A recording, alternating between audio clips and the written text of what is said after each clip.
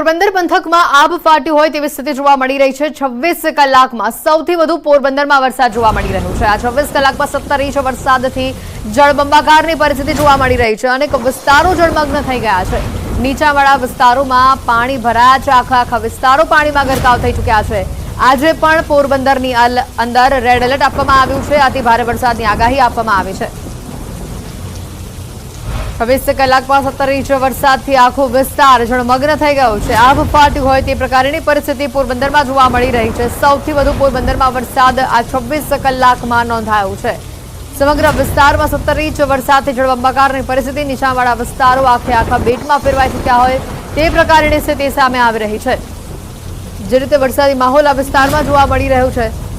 પોરબંદરમાં હજી પણ આવનારા 20 કલાક રેડ એલર્ટ જેવી પરિસ્થિતિ રહેશે। આજે આખો દિવસ આ વિસ્તારમાં વરસાદી માહોલ રહેશે। મુશળધાર વરસાદ વરસે તે પ્રકારની સ્થિતિ જોવા મળશે। જે રીતે રસ્તાઓ પર પાણી ભરાયા છે।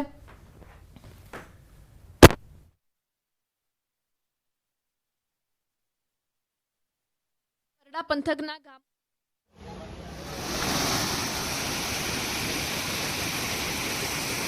પોરબંદર પંથકમાં આજે આખો વિસ્તાર પાણીમાં ગરકાવ થઈ ગયો છે। રોડ રસ્તા પર નદી વહી રહી હોય તે પ્રકારના દ્રશ્યો સામે આવી રહ્યા છે।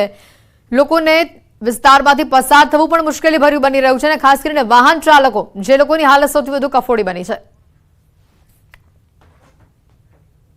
ધોધમાર વરસાદના પગલે પોરબંદરમાં સ્વયંભૂ કર્ફ્યુ જેવો માહોલ અત્યારે જોવા મળી રહ્યો છે। પોરબંદરમાં અનરાધાર વરસાદ જોવા મળી રહ્યો છે। રાણીબાદ સુદામા ચોક વિસ્તારમાં વરસાદી પાણી ભરાયા છે। મુખ્ય બજારોમાં ગોઠણ ડૂબ પાણીથી જનજીવન પ્રભાવિત થયું છે। પોરબંદર જિલ્લામાં અનરાધાર વરસાદ છે તે વરસાદ પડી રહ્યો છે। છેલ્લા 24 કલાકની અંદર પોરબંદરમાં 15 ઇંચથી વધુ વરસાદ છે તે વરસાદ ખાબક્યો છે। પોરબંદરમાં 15 ઇંચથી વધુ વરસાદ, તો રાણાવાવ છે તે રાણાવાવમાં 11 ઇંચથી વધુ વરસાદ પડ્યો છે। કુતિયાણામાં પણ 7 ઇંચથી વધુ વરસાદ વરસ્યો છે। પોરબંદર જિલ્લામાં આ વરસાદના કારણે જે જનજીવન છે તે પ્રભાવિત થયું છે। આપ જે દ્રશ્યો જોઈ શકો છો તે પોરબંદરનો જે મુખ્ય બજાર કહી શકાય, મુખ્ય જે વિસ્તાર કહી શકાય ત્યાંના દ્રશ્ય છે। જે રાણીબાગ સુદામા ચોક વિસ્તાર છે ત્યાં ગોઠણ ડૂબ પાણી જે છે તે અત્યારે ભરાઈ ચૂક્યા છે। અને હાલમાં જે વરસાદ છે તેના કારણે જે શહેરના નીચાણવાળા વિસ્તારો હોય કે જે નવા વિસ્તાર, ખાપટ સહિતના વિસ્તારો, તમામ જગ્યાએ પાણીનો જમાવડો જે છે જે ભરાઈ ગયો છે અને હાલમાં જનજીવન જે છે પ્રભાવિત થઈ ગયું છે। અને સતત હજુ પણ જે વરસાદ જે છે તે વરસાદ અવિરત વરસી રહ્યો છે। થોડો સમય વિરામ લીધા બાદ જે રીતે ધોધમાર વરસાદ ફરી એક વખત શરૂ થઈ ચુક્યો છે ત્યારે લોકો છે તે લોકો પણ ક્યાંક ને ક્યાંક વાહન ચાલકો સહિત લોકો પરેશાન થઈ ચુક્યા છે। અને હાલ કહી શકાય કે પોરબંદર જિલ્લામાં જે રીતે વરસાદ છે તે ખૂબ જ ભારે વરસાદ પડી રહ્યો છે, જેના કારણે લોકો ઘરની બહાર પણ નીકળી ન શકે તેવી પરિસ્થિતિ જોવા મળી રહી છે। અને હાલ કહી શકાય કે પોરબંદર જિલ્લામાં અવિરત વરસાદ જે છે તે વરસી રહ્યો છે। પ્રતિશ સિલુ, ન્યૂઝ 18 ગુજરાતી, પોરબંદર।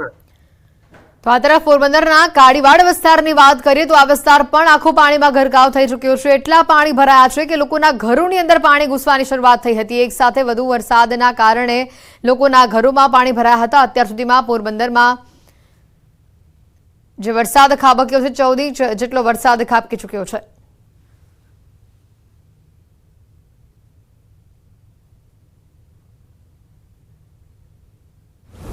દ્વારકાના જામરાવલમાં જળબંબાકારની પરિસ્થિતિ સામે આવી છે। ધોધમાર વરસાદ ખાબકતા ચારે તરફ પાણી જોવા મળી રહ્યું છે।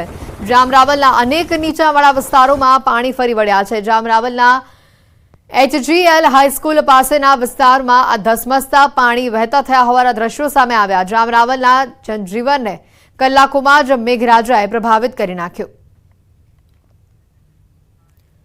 દ્વારકાના કલ્યાણપુર વિસ્તારની વાત કરીએ તાલુકામાં ધોધમાર વરસાદ જોવા મળી રહ્યો છે। ભારે વરસાદથી અનેક રસ્તા ધોવાયા છે। પાનેલી ગામથી હરિપર ગામને જોડતો રસ્તો ધોવાયો છે। કલ્યાણપુર તાલુકાના પાનેલી ગામથી હરિપર ગામને જોડતો રસ્તો ધોવાયો છે। રસ્તામાં પાણીના પૂર આવતા રસ્તો બંધ થયો। દ્વારકાના કલ્યાણપુરમાં ધોધમાર વરસાદ વરસ્યો। રાત્રિના 2 કલાકમાં 6 ઇંચ વરસાદ ખાબકી ગયો। ભારે વરસાદથી કલ્યાણપુરના હરિપર ગામે લોકોના ઘરોની અંદર પાણી ભરાયા હતા। લોકોની ઘરવખરીને મોટા પાયે નુકસાન થયું હતું।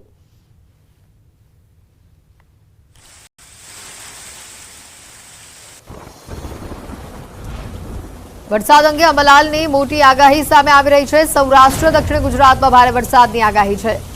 22મી બાદ ગુજરાતના કેટલાક ભાગોમાં ભારેથી અતિભારે વરસાદની આગાહી કરી છે।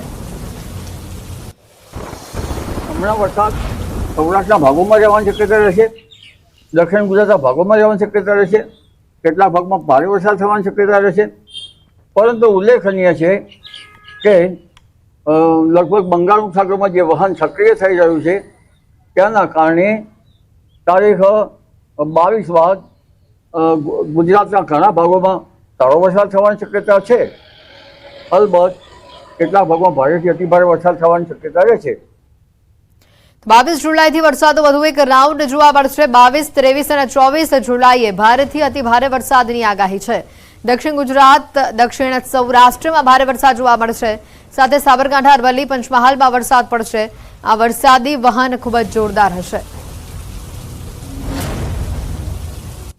તારીખ 21-22માં ગુરુ પૂર્ણિમાના દિવસે ઝાપટા પડવાની શક્યતા રહેશે, કેટલાક ભાગમાં ભારે વરસાદ થવાની શક્યતા રહેશે।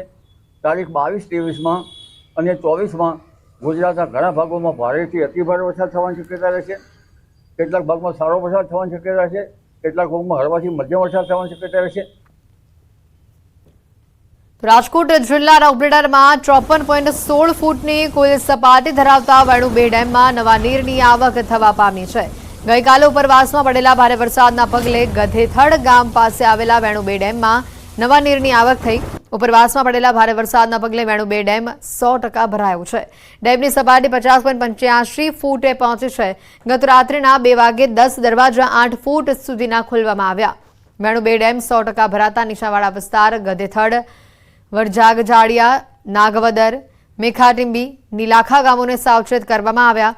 સૌરાષ્ટ્રના ડેમની સ્થિતિ પર નજર કરીએ તો ભાદર ડેમની જળસપાટી 1.51 ફૂટ વધી છે। ન્યારી 2 ડેમની જળસપાટી 1.15 ફૂટ વધી છે। વેણુ 2 ડેમની જળસપાટી 3.41 ફૂટ વધી છે। મોજ ડેમની જળસપાટી 4.20 ફૂટ વધી છે તો ફોફળ ડેમની જળસપાટી 1.41 ફૂટ વધી છે। આજે 3 ડેમની જળસપાટી 1.28 ફૂટ વધી છે।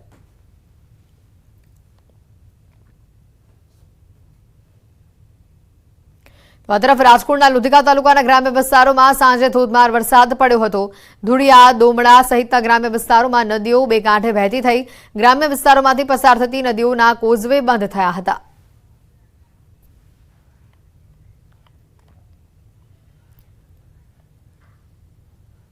રાજકોટ જિલ્લાના ધોરાજીમાં વરસાદી માહોલ છવાયો છે। ધોરાજીમાં સાંજના સમયે ધોધમાર વરસાદ વરસ્યો। ધોરાજીમાં ભારે પવનની સાથે ધોધમાર વરસાદ વરસ્યો। ધોરાજી ચકલા ચોક વિસ્તારમાં ધોધમાર વરસાદના પગલે આખો વિસ્તાર પાણી થયો।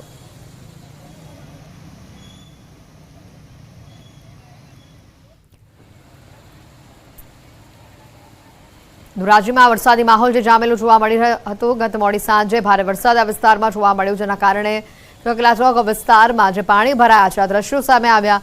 વાહન ચાલકો, રાહદારીઓને આસપાસ જે લોકોની દુકાન આવેલી છે તે લોકોને સૌથી વધુ હાલાકી વેઠવી પડી હતી। ભારે પવનની સાથે આ વિસ્તારમાં જોરદાર મુશળધાર વરસાદની શરૂઆત થઈ હતી અને ગોઠણ ડૂબ આ વિસ્તારમાં પાણી ભરાયા હતા। જોઈ શકાય છે વાહન ચાલકોને કેટલી અગવડતા પડી રહી છે આ વિસ્તારમાં વરસાદને લઈને। ધોરાજીમાં વરસાદી માહોલ જામ્યો હતો, વાતાવરણમાં ઠંડક પ્રસરી હતી। આજે પણ આ વિસ્તારમાં વરસાદનું એલર્ટ આપવામાં આવ્યું છે। ગત મોડી સાંજના દ્રશ્યો બતાવી રહ્યા છે। ધોરાજીમાં વરસાદી માહોલ જોવા મળ્યો। રાજકોટ જિલ્લાના ધોરાજીમાં વરસાદી આ માહોલ છવાયો। સાંજના સમયે ધોધમાર વરસાદ થયો। ધોરાજીમાં ભારે પવનની સાથે વરસાદ થયો। ચકલા ચોક વિસ્તારના દ્રશ્યો બતાવી રહ્યા છે કે જે આખો વિસ્તાર પાણી થયો હતો। સમગ્ર રાજકોટમાં જે રીતનો વરસાદી માહોલ જામ્યો છે તેવામાં ધોરાજીના દ્રશ્યો બતાવી રહ્યા છે। વિસ્તારમાં કર્ફ્યુ લાગ્યો હોય તે પ્રકારની પરિસ્થિતિ જોવા મળી। એકલ દુકલ લોકો જ આ રસ્તા પરથી પસાર થતા જોવા મળ્યા, કારણ કે વરસાદી પાણી ભરાવાના કારણે લોકોને ભારે હાલાકી વેઠવી પડી હતી। સમગ્ર રાજ્યમાં જે રીતનો વરસાદી માહોલ જોવા મળી રહ્યો છે। રાજકોટમાં અનરાધાર વરસાદ વરસી રહ્યો છે। જેતપુર, લોધિકા, ગોંડલ, ધોરાજી આ તમામ વિસ્તારો જે બતાવી રહ્યા છે। ભારે વરસાદના પગલે તમામ વિસ્તારો જળમગ્ન થયા હતા। સમગ્ર પંથકમાં વરસાદી માહોલ જોવા મળ્યો હતો ગઈકાલે અને આજે પણ આ વિસ્તારમાં વરસાદની આગાહી છે।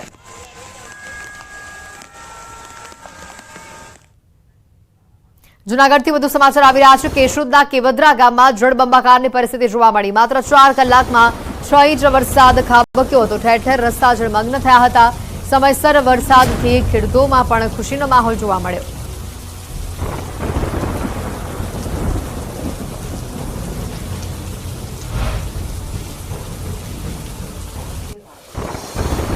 ગીર સોમનાથથી વધુ સમાચાર. નદીમાં ટ્રેક્ટર અને જેસીબી ફસાયા. મચુંદરી નદીના ધસમસતા પાણીમાં ફસાયા. નદીમાં ધસમસતું પાણી આવી જતા નદીના પાણીમાં ફસાયા હતા. ઉનાના જડવડલી ગામે મચુંદરી નદીમાં ચેકડેમનું કામ ચાલતું હતું. તે સમયે અચાનક જ પાણી આવી જતા ટ્રેક્ટર અને હિતાચી ચાલક બહાર દોડી આવ્યા. જો કે પાણી ઓસરતા ટ્રેક્ટર અને જેસીબીને બહાર કાઢવામાં આવ્યું. ગીર સોમનાથના ઉનાના જુડવડલી નજીક આવેલા કેદારેશ્વર ચેકડેમ ઓવરફ્લો થયું છે. ડેમ ઓવરફ્લો થતા જડવલી ઇટવાયા ગામને જોડતો કોઝવે મચુંદરી નદીના પાણીમાં ગરકાવ થયો. કોઝવે પાણીમાં ગરકાવ થતા વાહન વ્યવહાર ખોરવાયો હતો. કોઝવે પર પાણી ઓસરવાની રાહ જોતા રાહદારીઓ દ્રશ્યોમાં કેદ થયા હતા.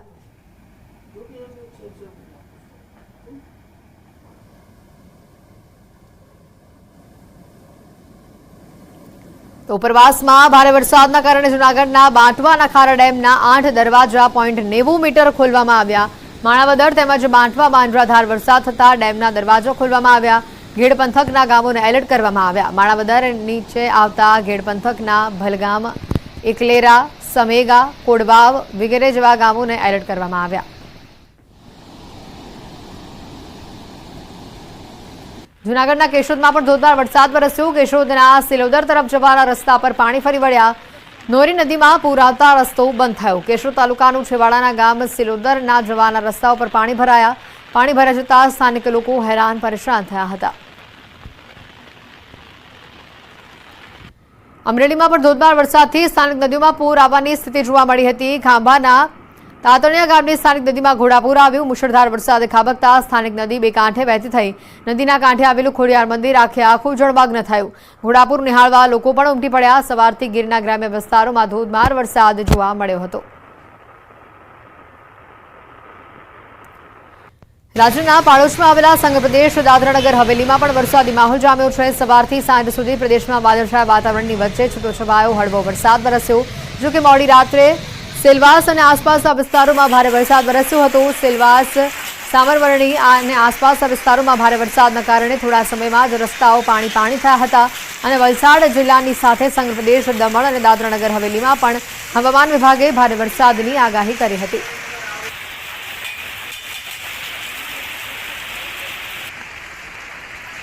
સમગ્ર રાજ્યમાં વરસાદી માહોલ જામ્યો છે. તંત્ર દ્વારા વરસાદના આંકડા પણ જાહેર કરવામાં આવતા હોય છે. ત્યારે ભાવનગર જિલ્લામાં વરસાદના આંકડામાં વિસંગતતા હોવાનું સામે આવ્યું છે.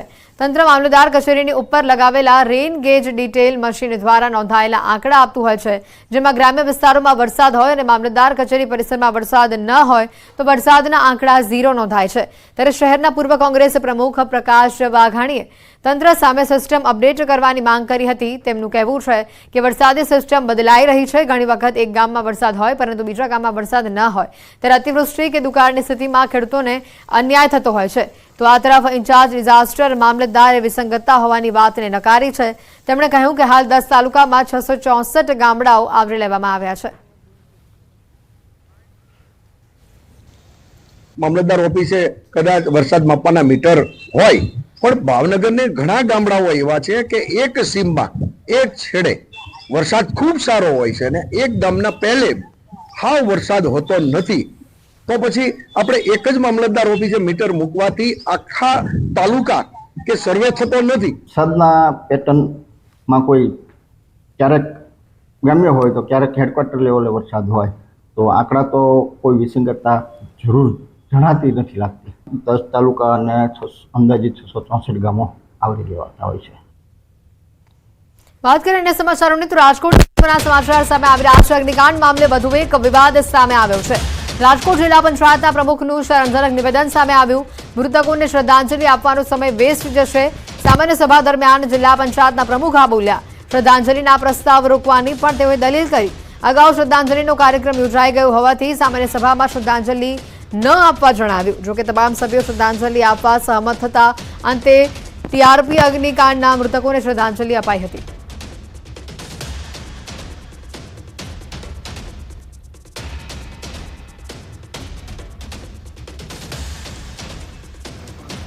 હું આપણે પ્રકાશ કરું છું કે આપણે સૌ ટીઆરપી ગેમ ઝોનમાં જે 27 લોકો એમની જાણ હતી છે એમના માટે મનસુખભાઈ આમે આ સભા થઈ ગઈ છે શોક સભા કરી લીધી લેવો કરી એવી અપેક્ષા છે કે બધા પ્રેસ મીડિયા અમે શ્રદ્ધાંજલિ આપી દીધી